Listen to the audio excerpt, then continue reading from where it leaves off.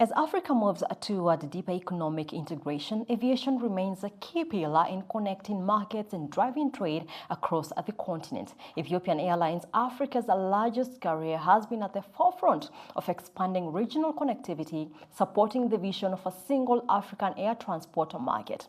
However, despite its potential, policy bottlenecks and fragmented regulations continue to slow progress. CNBC Africa's Akin Komiobakeye brings us this exclusive interview with the CEO Mesfin Tasew Bekele. I believe this conference is very, very important because Africa leaders have been talking about creating a single Africa market for long, but the implementation was very slow. So I believe this forum will provide the opportunity for government heads of states and industry leaders will come together to discuss the barriers that are hindering the efforts to bring about an integrated African market. All right, now let's also point to the fact that achieving one of the reasons why, or parts of the reasons why achieving a single market has been difficult is because of the logistics and the modalities that need to put from payments to connectivity and the likes. But let's speak directly to what concerns you now, connectivity, beyond land and waterways. The airway is one very important part of it, and Ethiopian Airlines, being Africa's largest carrier, on the continent, is doing the bit at which it can do, to connect countries, and regions. But in achieving that market, what is the main vision of Ethiopian Airlines in tying into the global, the African vision of a single market?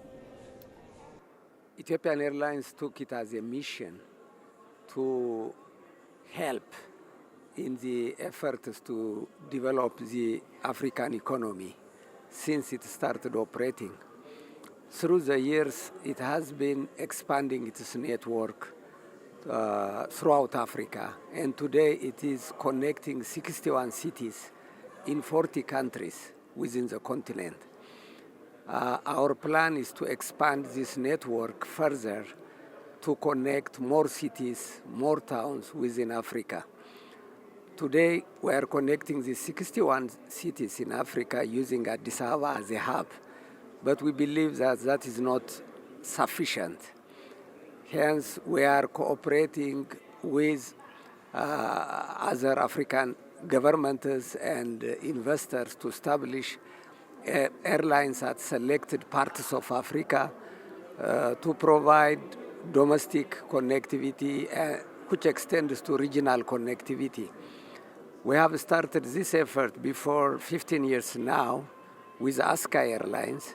And as you know, ASKA today became a very important airline in connecting countries in West and Central Africa.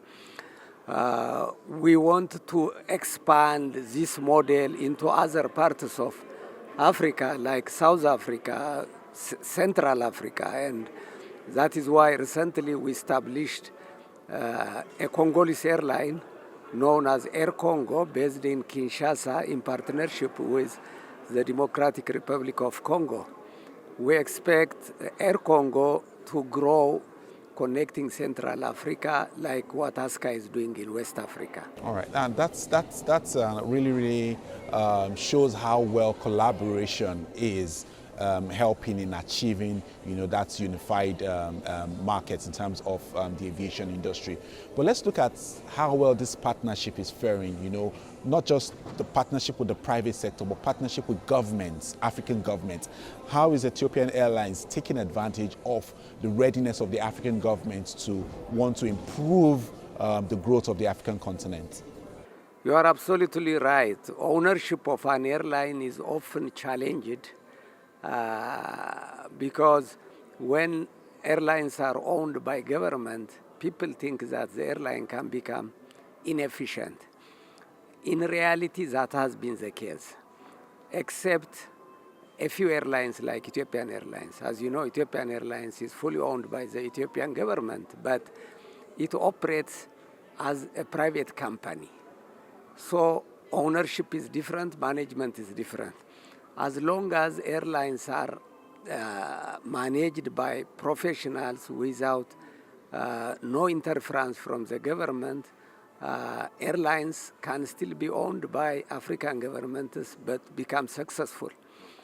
But when we partner with African governments to establish airlines, what we want to bring in is professional management into the airline so that the airline will be successful. All right, let's look at the space of investment right now. We've seen multilateral institutions, we've seen development partners come to say, you know what, we have X amount of financing, for airlines, who want to do this, airport establishment as well. We know how, in terms of growth and development, Africa is not growing at the speed at which it should grow. But what would you speak about in terms of investment? How do you think investors are supporting that drive? If I refer to the experience of Ethiopian Airlines, we have excellent relationship with financing institutions, banks, so we never had problem in securing finance. We are ordering a large number of airplanes, and half of them come with purchase under finance loan, means we borrow from the banks, and we never had that problem because the investments we make are well studied and they pay back. So we have an excellent credit worthiness. We don't have a problem. I think many people talk in Africa about the challenge of investment. My belief is that if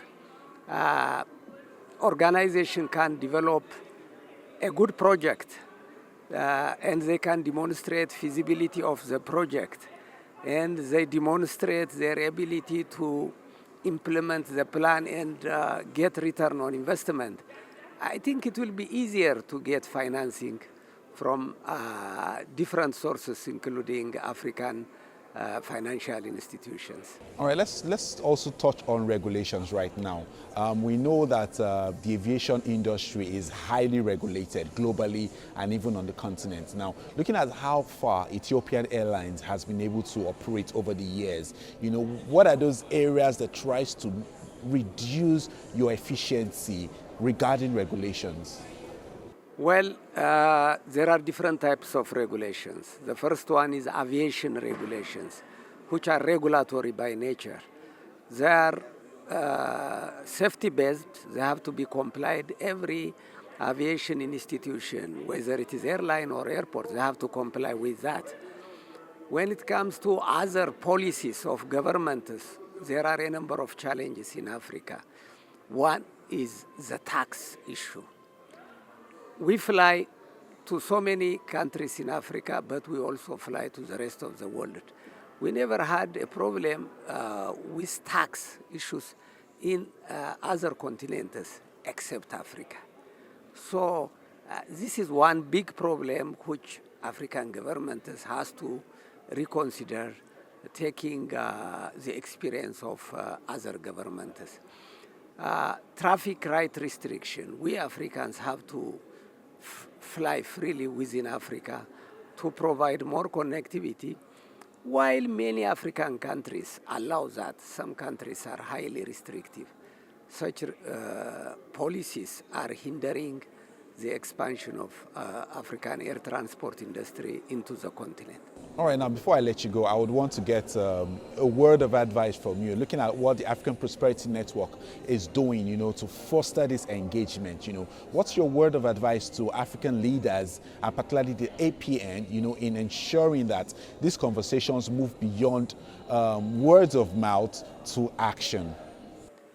I think this forum will provide for government officials and industry leaders to come together face to face so that they exchange ideas, they identify the problems, they explore ways of addressing them.